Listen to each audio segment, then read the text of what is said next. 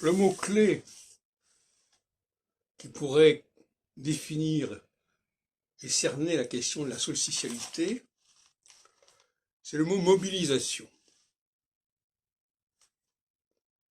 Le mot mobilisation renvoie immédiatement à quelque chose de quantitatif. On ne va pas nommer les gens qui sont mobilisés, parce que c'est la masse, c'est la foule. Au sens premier, mobilisation générale, par exemple pour l'armée, pour la guerre, c'est important, c'est de dire qu'il y a eu tant de millions de personnes qui ont été mobilisées. Et là, ce qui est important, effectivement, c'est le nombre des mobilisables.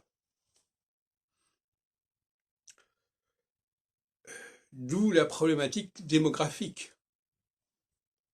Il faut qu'il y ait un maximum de gens qui soient mobilisables.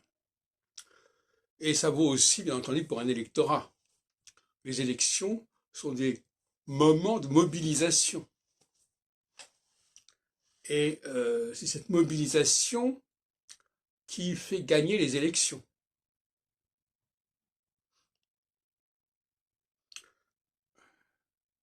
Et le problème de cette mobilisation, c'est qu'effectivement, on est dans le quantitatif.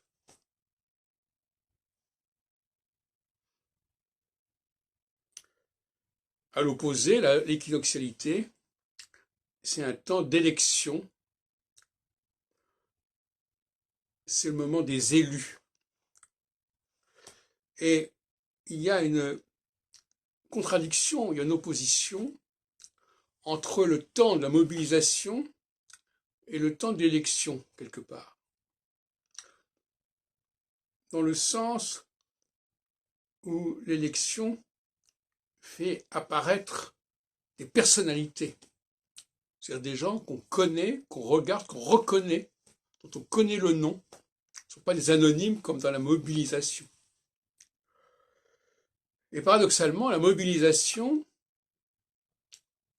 sous-tend l'élection, quelque part.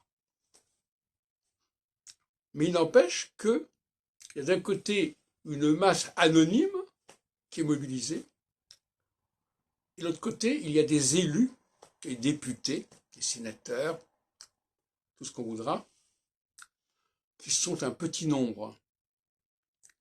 Et donc, le grand nombre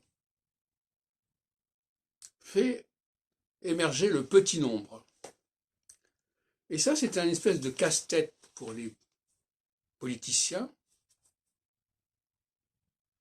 dont ils n'arrivent pas à se défaire et à se démettre, en quelque sorte. On voit bien que des gens comme Mélenchon, par exemple, sont des mobilisateurs, mais en même temps, ils se méfient du résultat de la mobilisation. Surtout quand ce résultat ne leur convient pas. Mais peu importe. Ils vont opposer le peuple, les mobilisables, aux éligibles et aux élus. Et c'est un véritable casse-tête pour eux.